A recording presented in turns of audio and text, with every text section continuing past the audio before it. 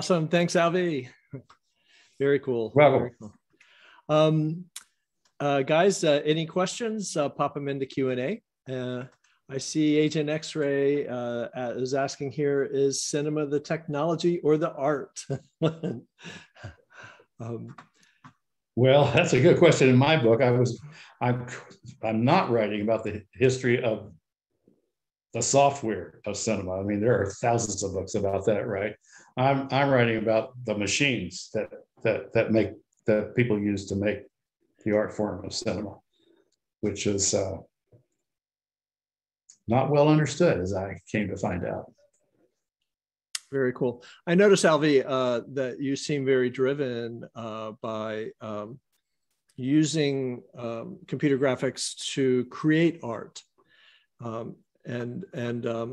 I think it was in the 60s, very inspired by the whole psychedelic movement and everything. Is that really what was driving you? I mean, it was to create a movie or to create art? What was your motivation? Yeah, making art has always been one of my. I grew up making art. My uncle in New Mexico taught me how to paint. He was an artist. That's what he did, and he'd let me watch him prepare canvas and his paints and clean the brushes. And I learned to love linseed oil and turpentine. And, I learned how to do it. And I used to paint pictures. So I won't say I was ever very good, but I loved it. And I painted a lot of pictures. And I changed to acrylics later when that became the medium. So I've always carried that along, this part of me that was about making pictures. Okay. But I was also really good at computers and math and physics. And it was that moment when I got to Xerox PARC and I saw Dick Shop's paint program. I went, oh, that is so me. That, there's everything that I know right there in one place. So I got myself hired on there. Actually, I didn't get hired. There was a purchase order issued for me at Xerox PARC. And when I said I got fired, I didn't get fired. My purchase order got canceled. So, well, now back in those days, you had quite long hair. I mean, how was that perceived, at a company like Xerox? Well, I say they told me that they fired, they canceled my purchase order because they decided corporate decision is not to go color, to go black and white. But it might have had something to do with the fact that I had hair down to the back, hair down my back. And they thought that was, Stuart Brand had written something about all the hippies at Xerox, and they were the corporate Xerox back in Webster, New York, was really embarrassed about this Rolling Stone article about the hippies at their Palo Alto Research Center. Of course, those hippies were the ones that had all the money-making ideas that Xerox blew off. They kept one of them, though. That was the laser printer, which, is kind of consistent with who they are. I've been on the other side of the table. I can make fun of them for blowing off all the stuff that, obviously was the future.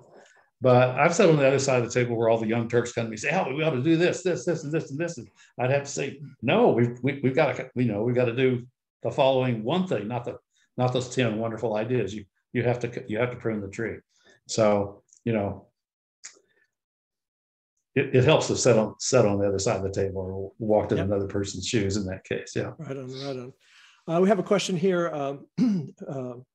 Shark Lasers is asking, how involved was Steve Jobs in the day-to-day of Pixar? And I understand you really now, but didn't you have some butts heads with him a bit? Oh yeah, he and I didn't like each other right from the beginning. He just to be clear, he was our venture capitalist. He was the money, and I thank him highly for that. He, 45 other people turned us down, but he didn't.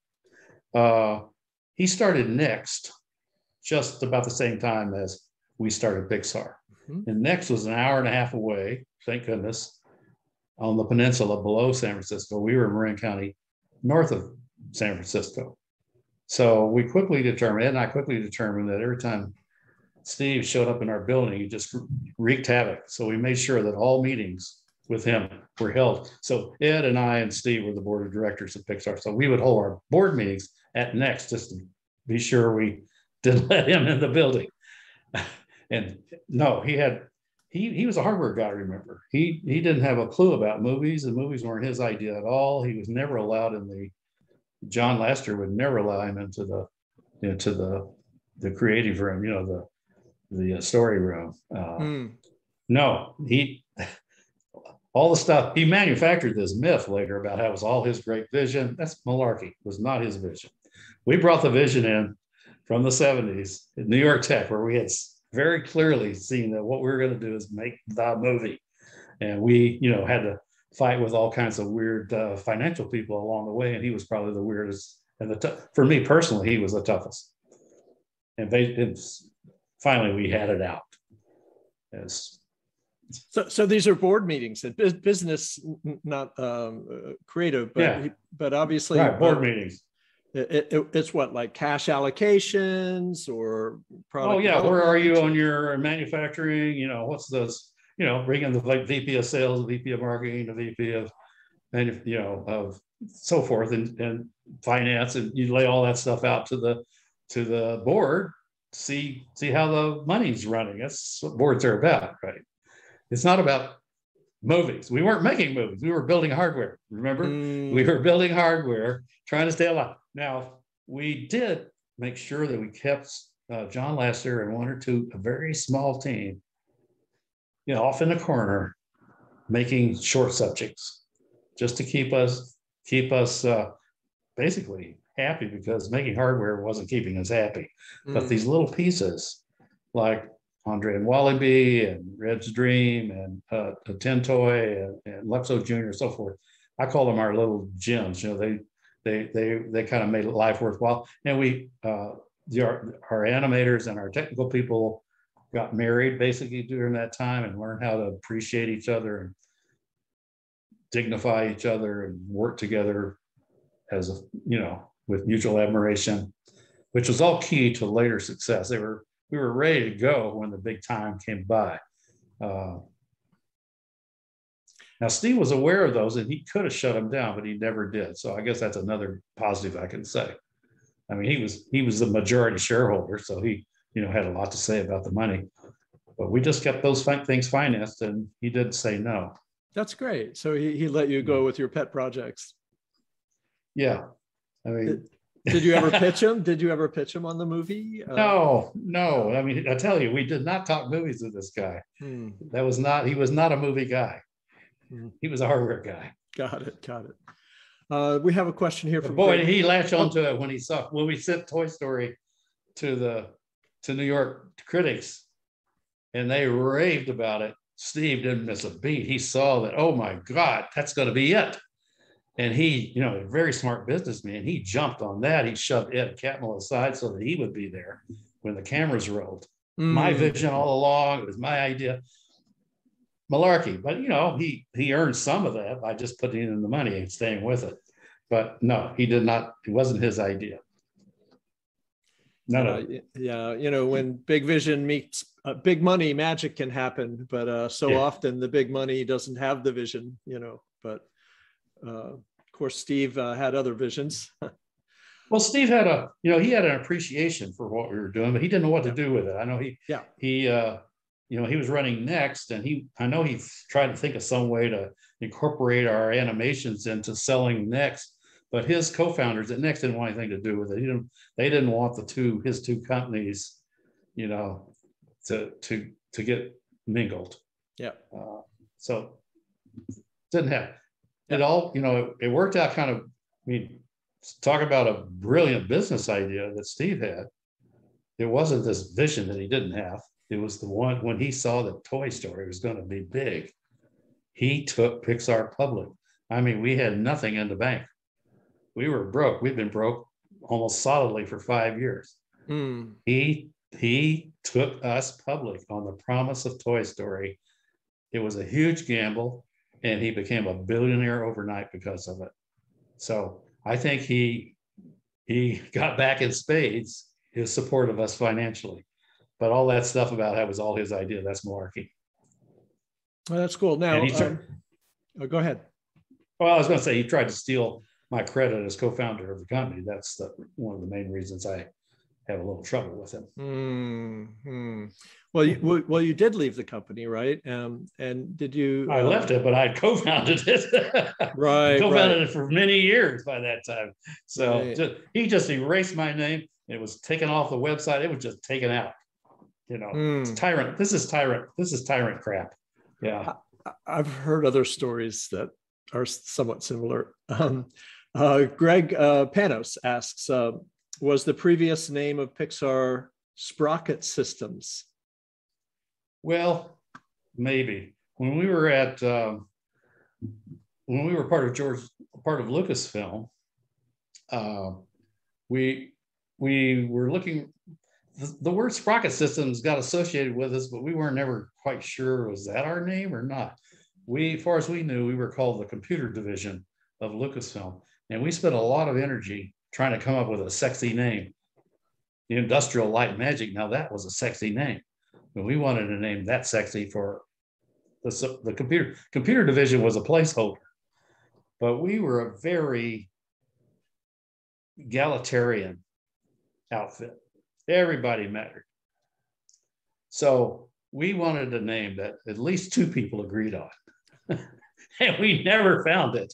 No two people would ever agree. We went through all kinds of naming contests. Even George Lucas threw in a name.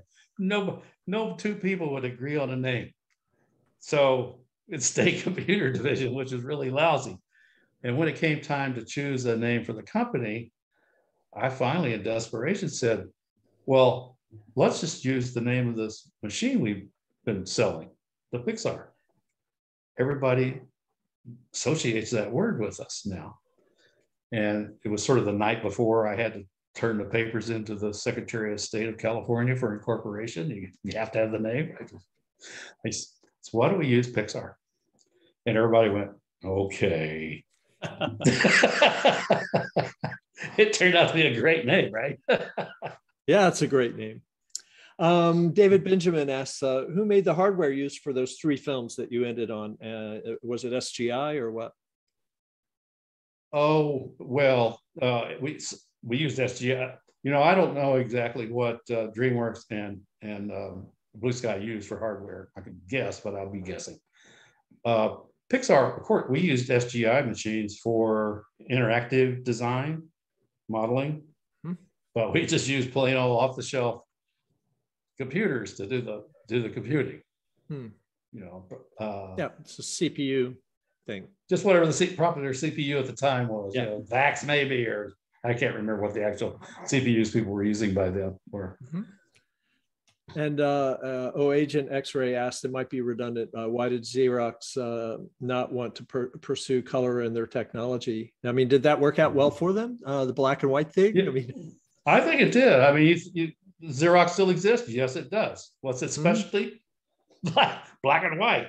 They do color printers and scanners now, but at the time that the world wasn't ready. The technology wasn't ready for that. You always learn in your corporation, everybody says, focus, focus, focus. Go to what are you really good at and focus on that. Forget about all the other stuff. Xerox said, we're really good at black and white. And they had this laser scanner that Gary Starkweather had built as part of the Office of the Future. And they went with that. And that was a great success for them. I mean, I can't naysay that. If I was trying to save my corporation, I probably might have made the same kind of decision. But to me, the wild-eyed hippie kid, to blow off color just was, I said, but you own it. They did. They had all, I thought it was the only color in the world. Turns out there was a NASA thing, and Cornell must have had some, but no, that was at General Electric too. General Electric had some color pixels, but the world didn't know about that. And here they had Dick Shop's color machine, and it was fantastic. And they blew it off. I said, you own the future here. And they said, you're probably right, Alvy, but it's corporate decision to go black and white. Okay, bye.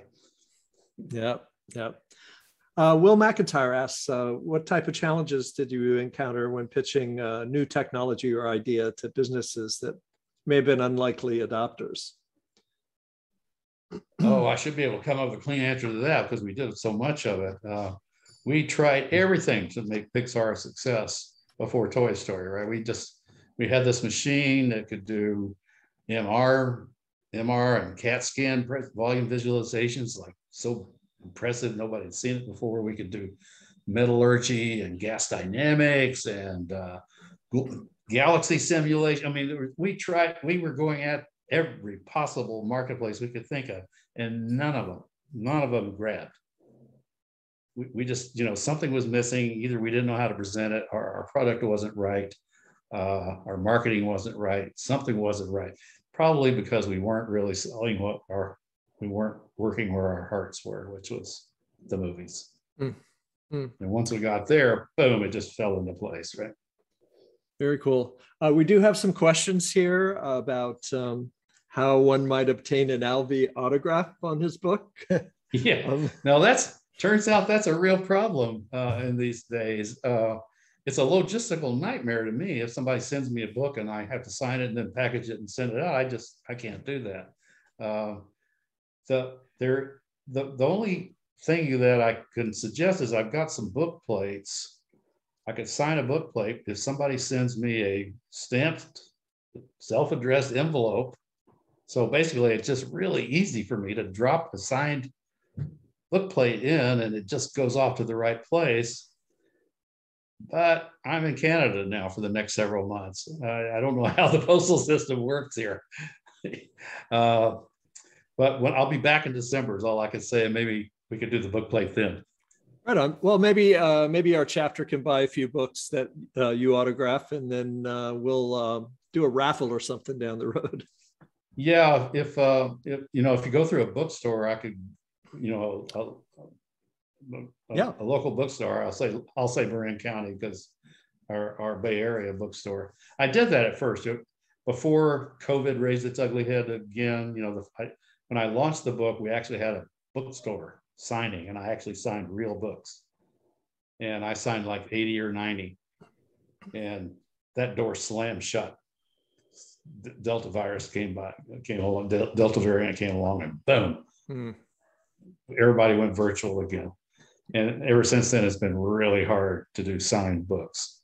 I wish I could do it because I like it, but I don't like post offices. So yeah. Well, maybe a 2022 tour, and you can revitalize the book sales with a tour. Yeah, who knows?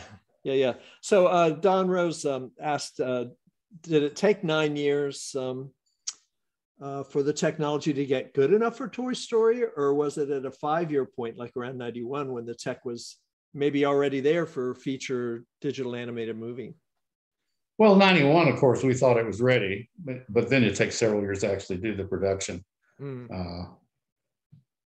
Yeah, we were pretty convinced that by 91, I was right on the Moore's Law curve too. It's like I'd done the calculations in 84, 85 for Monkey, and it was just wrong. It was going to take 3 years to compute a movie. No, that's too long. It's going to take twice as much money. No, you got to shrink that by what? Factor 10, basically. So 5 years. And as soon as that 5 years passed, boom, we were in there. That's great. That's great. Now we have Unreal Engine popping out 30 frames a second or whatever. Yeah. So, back in the 80s, we came up with this number. I think Lauren Carpenter, one of our geniuses, came up with this number of reality begins at 80 million polygons. And that doesn't mean per second. That means per picture. In other words, the idea was if you have a scene made from 80 million polygons, it's probably going to be rich enough. It may not be reality, but it's rich enough that people won't pay attention to it, and they'll pay attention instead to the characters in the foreground. But what he really meant was none of our code can break when we start throwing numbers that size at it. It's got to withstand numbers of that magnitude and not break.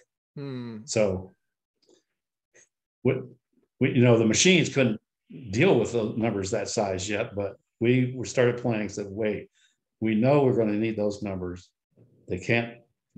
Nothing can break when those numbers are thrown at it. So what blew my mind about Unreal was they're doing basically that number in real time now. Shaded, lit, yeah. Yep. Hidden surfaces removed. Now, that's a little shortcuts, but it works. Yeah. Oh, it's amazing. It's amazing. Yeah. So, and that's this year, right? That's this year. So in Moore's Law is still doing this. Yeah. That's right. That's right. GPU supercomputers are coming in. Timothy Hutchinson asks, do you see VR and digital movies being the next convergence? And I know you're advisor with Baobab, right? Baobab, yeah. I'm advisor with Baobab Studios, a VR startup in Silicon Valley.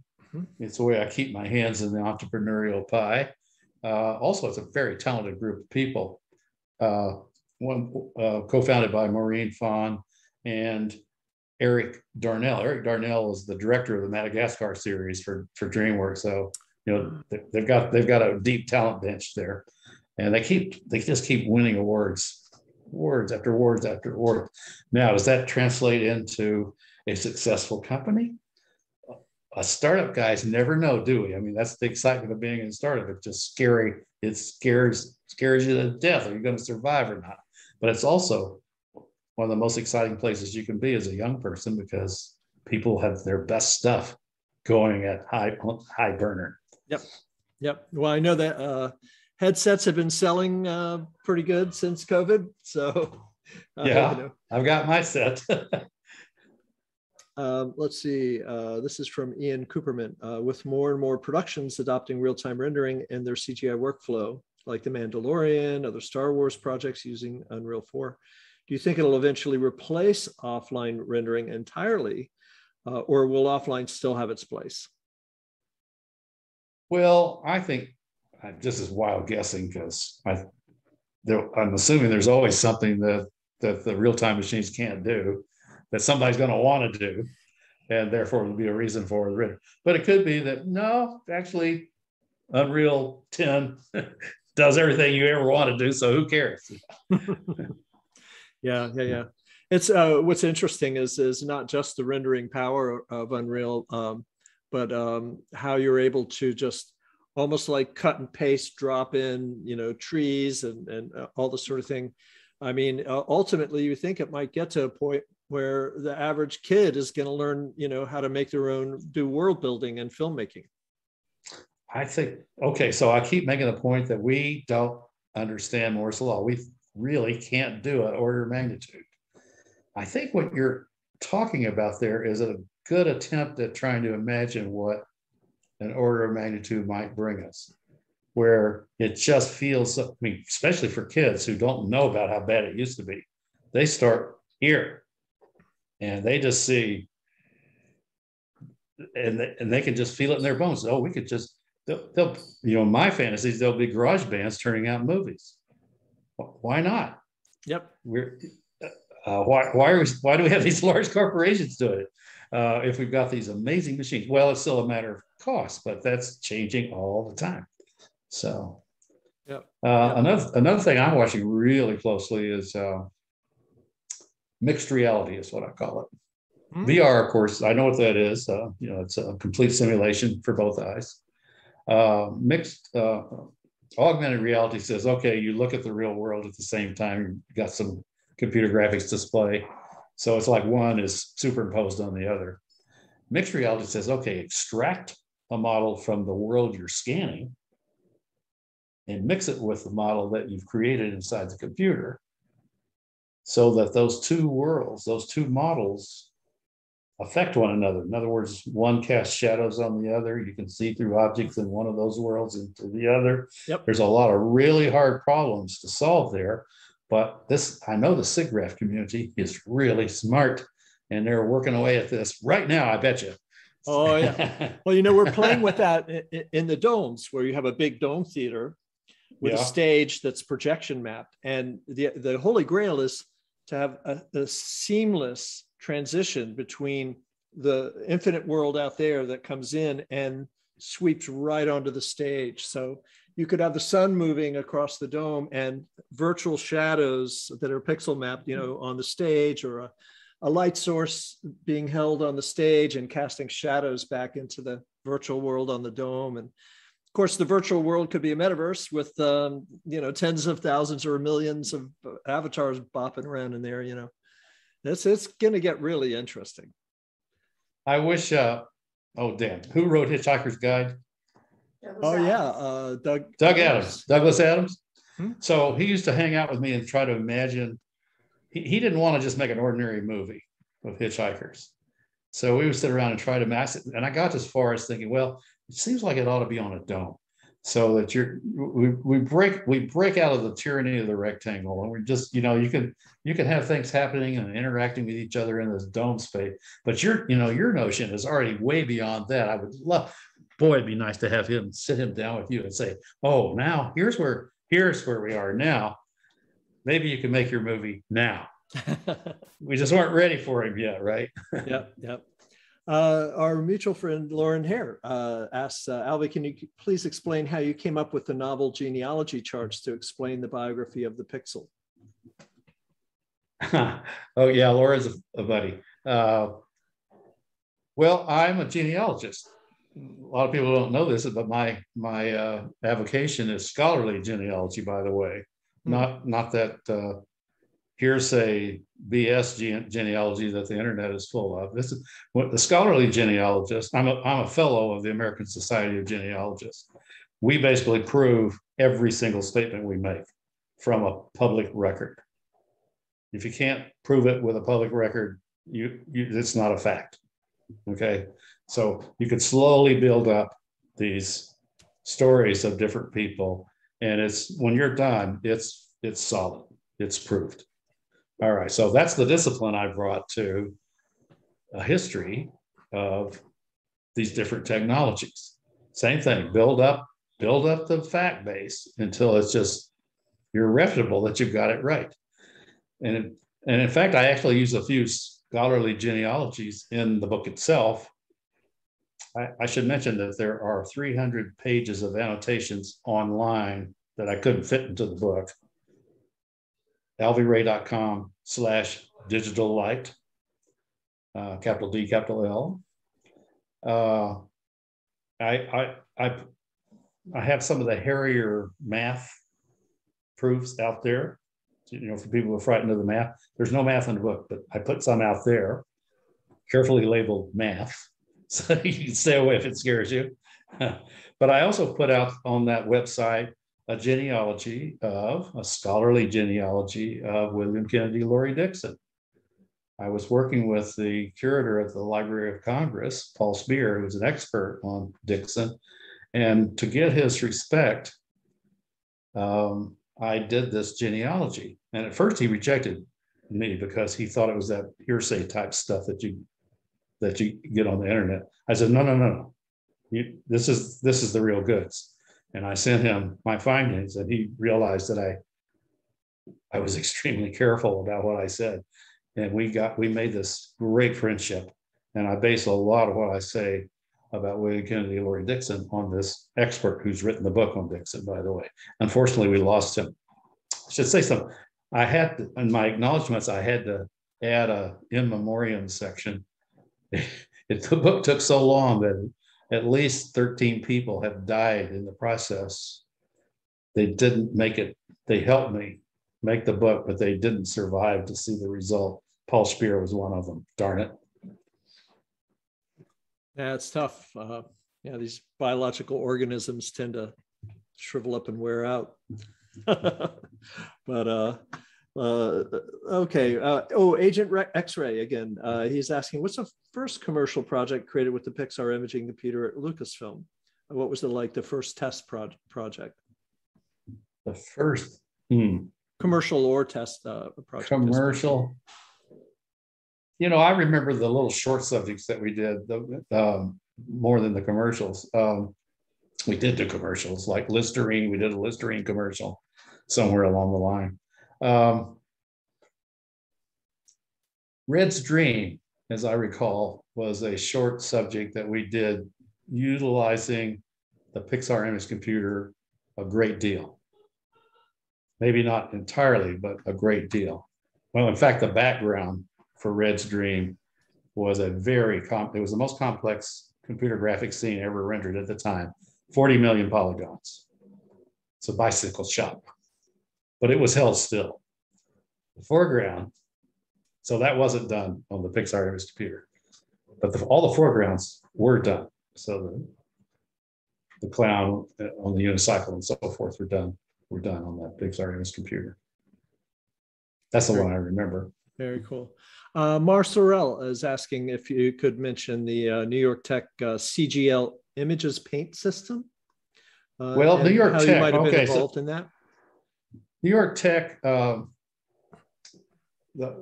call it the lab. And so I guess the full name was the Computer Graphics Lab. I never saw it in print anywhere. After we left, after Ed and I and Tom Duff and a couple others, David DeFrancisco left to join Lucasfilm, set up a business, I think, called CGL Inc. that had a paint program that I believe Ephraim Cohen was mainly responsible for. But I tell you the truth, this is sinking so far back into my memory. I wouldn't trust it too solidly unless I had a backup piece of scholarly information. Very cool. Yeah, Ephraim. So let's see, what else do we have here? Oh, lots of questions. We have, history and memory is subjective. I appreciate you sharing your story. Could you speak about the women pioneers in this story of Pixels? Always inspiring for further research for those of us who are learning from you. Yeah, so one of the early women I feature is Christy Barton in my book. There weren't very many women, just to be clear, in the early days. There were very, very few. Except for artists, there were several women artists who would come in and deal with the early machines. Darcy Gerberg is a friend of mine who's an early artist, and Rebecca Allen's another, and more of them will come to me. But as far as computer science is concerned, Christy Barton came. I think she was the 5th employee at New York Tech. Her job was to build a local area network. Now, this was before there were local area networks, but she built us a local area LAN to put all our computers together so that we could share resources. In particular, the tablets were, we wanted to offload our mainframe. We wanted to take the tablets off the mainframes because they were just sitting there recording locations on a tablet. It seemed like a stupid waste of a mainframe. So she built the, and most importantly was we had 18 frame buffers. So a frame buffer was 512 by 512 pixels, where the pixels were 8 bits deep. We had 18 of those. We had more pixel memory than anybody else in the world. Now, that sounds really big, but all 18 of them would probably be a fraction of this screen right here. But we thought we were champions of the world. We had 18 frame buffers, and we could couple them together in all sorts of ways. We could make an RGB frame buffer, an RGB alpha frame buffer, and so forth. It was Christie's program that let us grab these we called snaring bunnies. We would snare these bunnies and put them together in different arrangements. She built that system, and she made art. We all made art, did animations and so forth. So she's in the book. Yeah, very cool. I remember when I first started out as an electrical engineer, I was working at Harris Corp with 3,000 other engineers. 2 of them were women. Yeah, that sounds about right. Yeah, it just wasn't a thing that women wanted to do for whatever reason.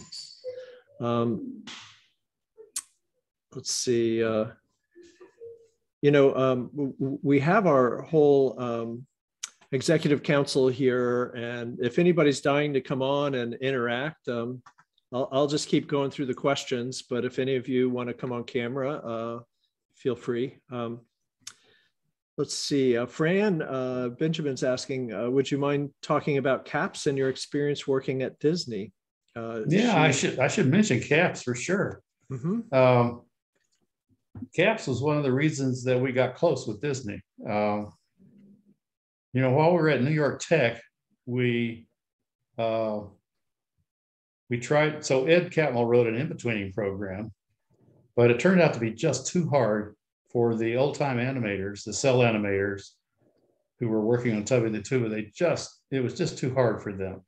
And to tell you the truth, it was a little too hard for us programmer guys too. And Christy, she also used it. Ed he bent over backwards to solve every problem that was raised, but it had too many moving parts for people who didn't think that way.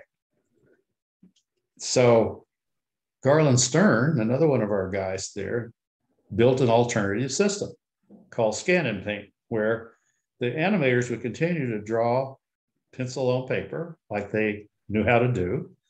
We would then scan in, digitize their pencil drawings, clean them up, sharpen them, close up any curves that should be closed because we're going to fill them later with color. And I wrote a fill program that knew about soft edges, tint fill it was called. So you just select a color, touch a closed area, it'd fill up with that color. And I'd written a paint program as well. And Ed and I invented the alpha channel, so we had a way of compositing. In other words, we could do cell animation except for the drawing. The drawing was done the old-fashioned way, but everything else was digital. All right, that's basically CAPS. We had figured it out at New York Tech, and we'd actually used it in a short production called Measure for Measure. All right. Ed and I were always making secret trips to Disney. We said, hey, we know how to digitize your process and make it much more efficient. There's this artificial maximum of 4 layers in cell animation because the cells actually aren't transparent. They cloud up, and you can only get about 4 cells deep, and then it didn't work anymore. We said, well, with computers, you could have infinite cells. There is no buildup. And things like that. We said, we could do all your logistics. It'll just be better if you do this digitally. They didn't get it. They hemmed and hawed. The technical people got it, but not the VPs. But as soon as Eisner and Wells came in, as soon as the football player, Ron Miller, who was a LA Ram that ran Disney for a while, as soon as he was moved aside and Eisner and Wells were brought in, 1 month after that, they knocked on our door at Lucasfilm and said, we'd like for you guys to digitize our cell animation process like you always said you could. Well, I left at that, right? That's sure. And it took me about 16 months to negotiate it. Disney's a really tough negotiator, but we got the contract to build CAPS, Computer Animation Production System. It was just what I described to you as Scan and Paint, where the drawing was done the original way, but after that, man, it's all digital. And it was one of those business deals where both sides loved each other.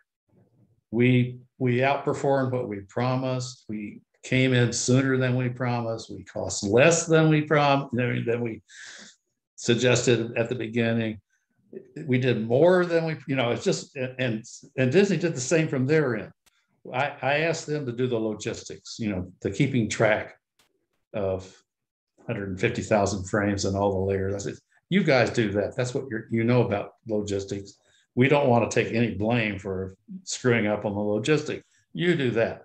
So they built the logistics system. They did a beautiful job, and it worked. And they used CAPS for, I think it was 18 movies. So there was some mutual admiration between the two companies based on that. They also bought Pixar image computers to implement it. So they were the biggest customer of our hardware. Oh, excellent. Wasn't quite enough to save our company, but it was a major input. So now going from 2D to 3D, we have a question here from Maya Beaton. She said, I really enjoyed your first SIGGRAPH presentation back in the day on Andre and Wally B. You opened up about how 2D cartoon abstraction translated into 3D could look really weird. And everyone else was selling the future and you were actually looking at it.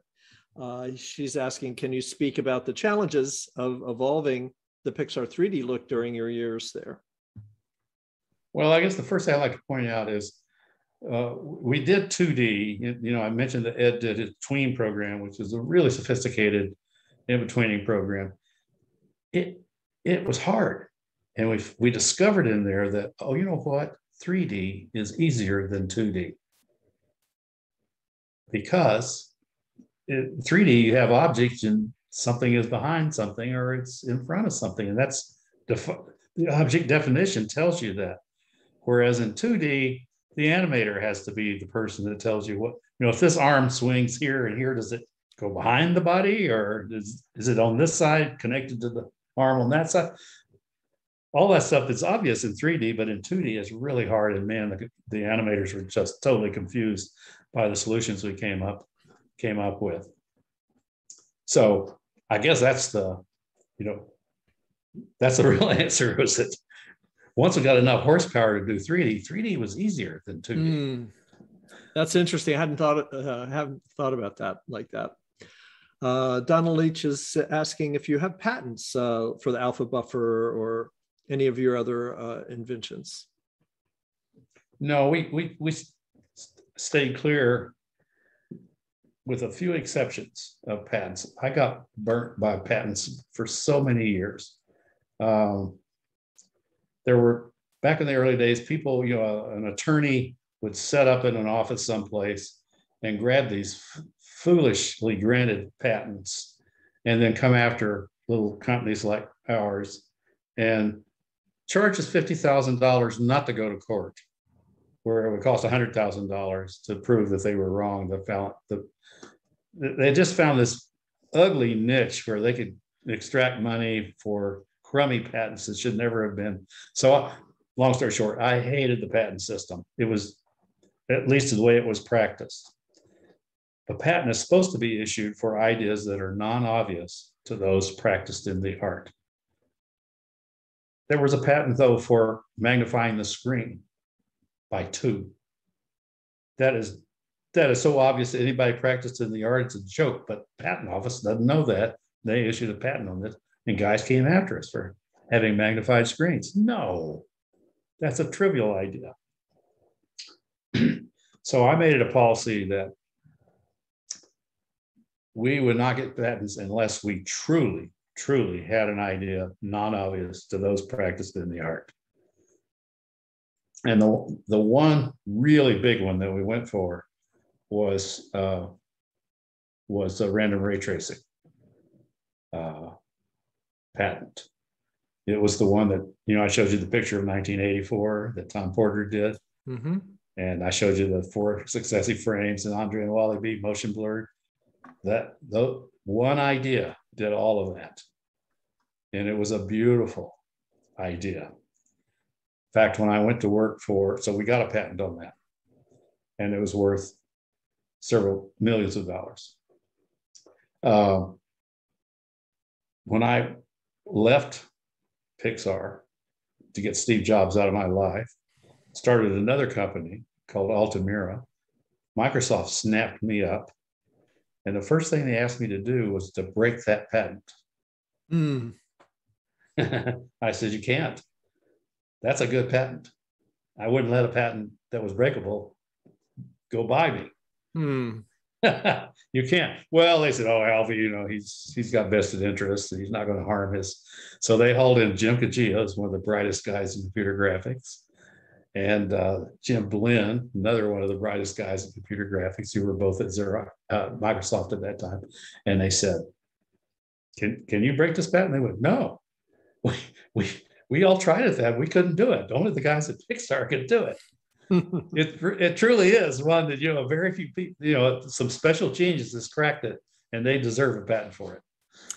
Well, your philosophy on patents is very noble, and you know, I think it's Elon Musk with Tesla started giving away his patents, you know, because he just wanted to stimulate the market and not be a roadblock. You know, that's interesting. We could have stopped and tried to patent the world when, you know, early on, but Ed and I didn't want patents because we realized they were just going to freeze us at a time and place we didn't want to be frozen. Alex Sure, Uncle Alex at New York Tech had us get some patents, but they weren't we got patents, but they were sort of not very interesting patents. Eric Kurland is asking if Pixar had anything to do with Disney's late night movie crew that made Oil Spot and Lipstick in '87.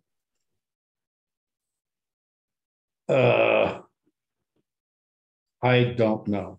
Mm-hmm. Mm-hmm. Those are ringing bells, but I don't know the answer. I don't think so. Yeah. Let's see what else. What's more here? Some comments. Is Pixar building real-time technology as well? I guess. Do you know of anything in Pixar? Well, I'm completely out of Pixar and have been for quite a while, but I wouldn't be surprised if they aren't going for more and more and more and more and more and more GPUs. They've already got vast numbers of them. I'm sure they're going for even vaster numbers of them. And but I doubt it. I'm fairly certain they're not building anything special. They try not to do that. Agent X-Rays got another question here. He's asking, was physically based rendering even considered a possibility during the early Pixar years, or was no? Too hard. Yeah. So, and he said, Blue Sky used Radiance for their renderer. Why did Pixar need to catch up? Yeah, well, if you go down the path and then you have to stop and catch up. People start demanding certain things. We didn't think of everything. Right on, right on. Greg Panos has a comment here about Bob Lambert, who I guess has passed, championed caps. He did. Bob Lambert was, so there was a series of VPs who kind of came in to push caps on through as it became mature. And he was one of the last ones to come in and touch it. Some of the early guys didn't seem to get the credit I think they should have got. They were there early and worked really hard with me for 16 months, nailing down what the project was. Then suddenly their names are just gone. And their credit, they didn't get the credit I think they deserve. Donald Leake is saying the Schurs of NYIT were famously litigious, and that they were hinting that they would enforce their patent on hierarchical models. Well, I'm sure the patent wasn't on hierarchical models. They may have thought it was, but I'm pretty sure it wasn't. No,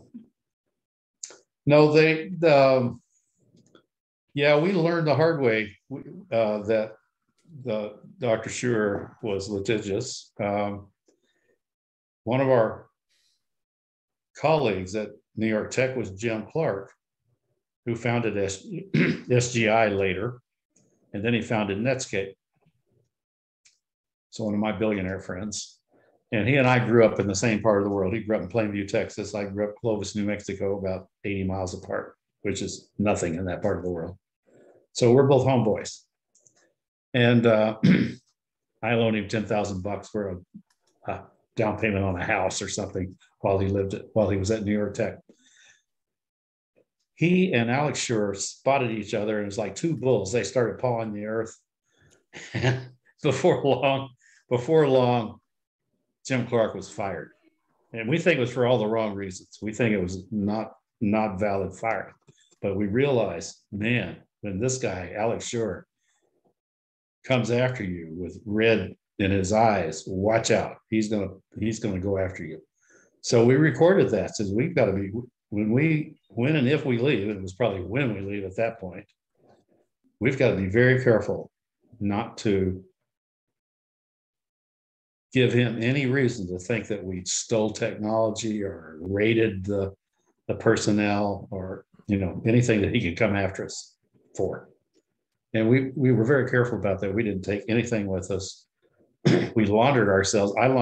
David DeFrancisco and I laundered ourselves to the Jet Propulsion Laboratory where Jim Glenn was working in Pasadena on the Carl Sagan Cosmos series for a few months between New York Tech and Lucasfilm. Ed was already at Lucasfilm and he was going to haul us in, but we needed to wait for his word. And we also wanted to be sure that Alex sure understood that we were gone from Xerox Tech when we joined Lucasfilm.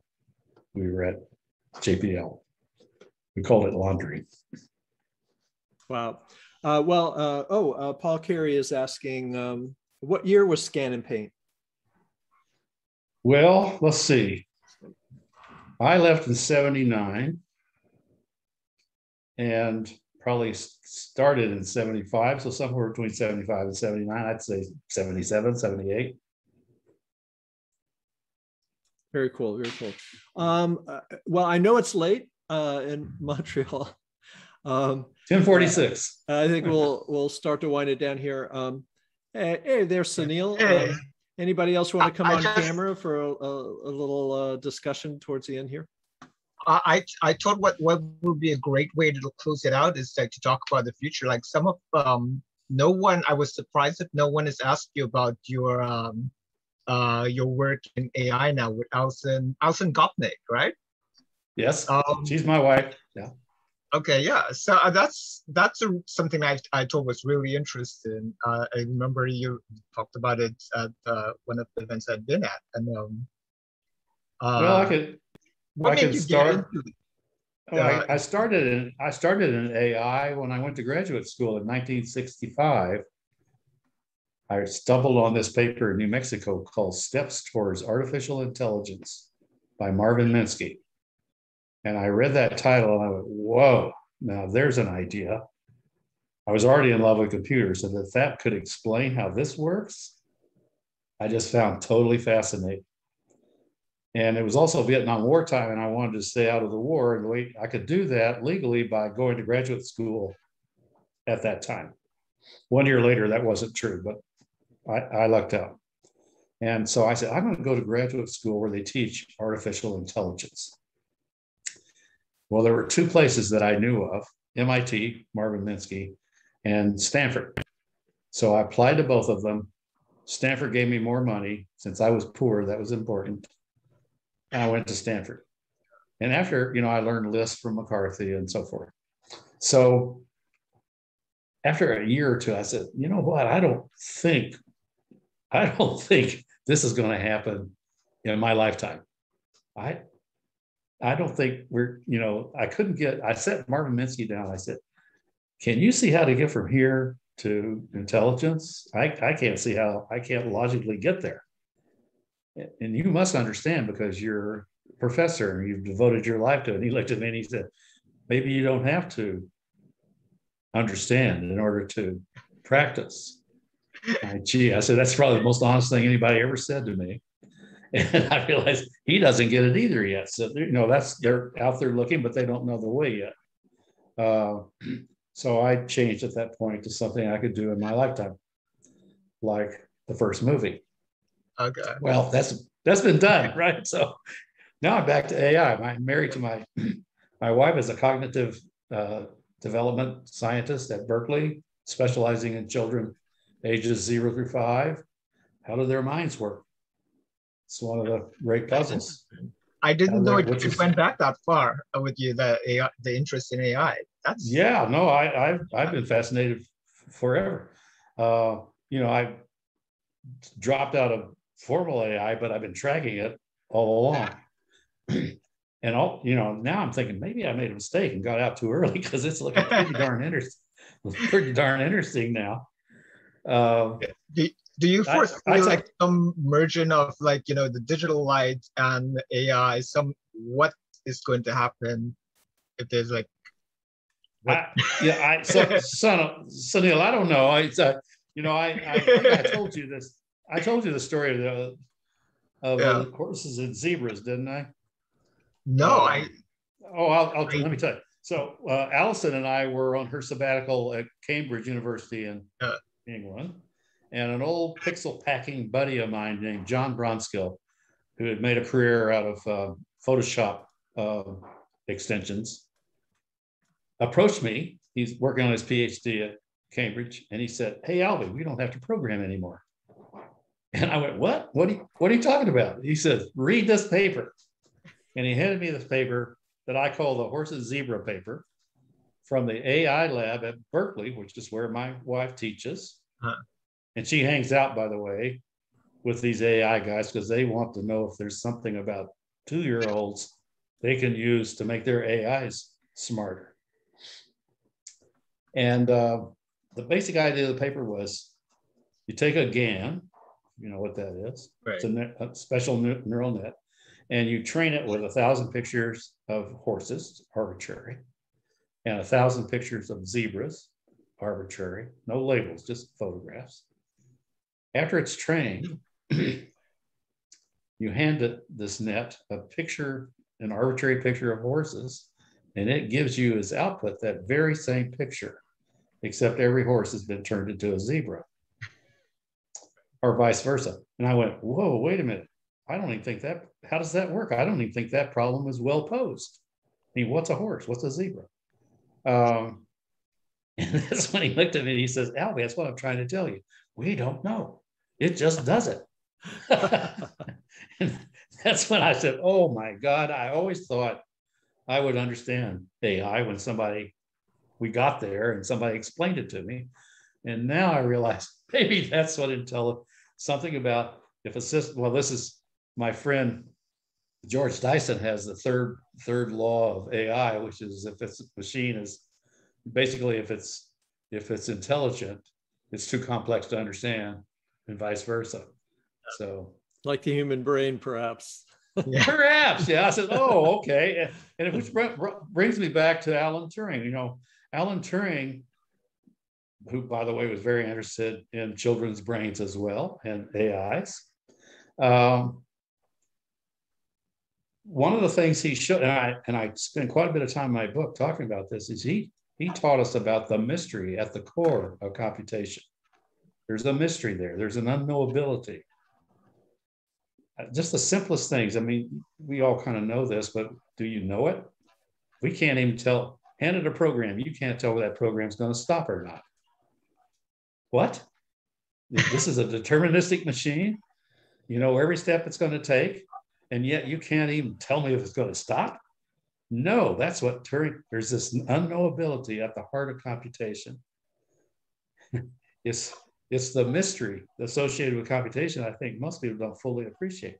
Now, one of the things that Turing allowed was for, in his notion of the stored program computer, was for the computer to compute on its own program. Okay, now I mean, rewrite its own code? Yeah, it's in my career, operating systems won't allow you to compute on the code because it causes too much havoc. But Turing says that's where the interesting stuff lies. And I think that's, you know, basically, so these ideas of basically unknowability. So basically a computer is determined in the small, undetermined in the large. I mean, it has to be determined somehow because it's just doing the determined thing at every step. But we cannot predict what that determined thing is. It's not predetermined. Yeah. That's kind of mysterious. It's like you just have to let it run. Hey, that's kind of like a human being. You just have to let it run to see where it goes. Mm-hmm. It's like chaos All theory. right. So I think so. So it's like, all right, there's what I'm hearing is that this model is sufficiently rich to actually maybe be one for intelligence. Yeah. But it's also saying there's something unknowable there. And maybe playing in that realm of unknowability is where the zebras and horses thing happens. I don't know.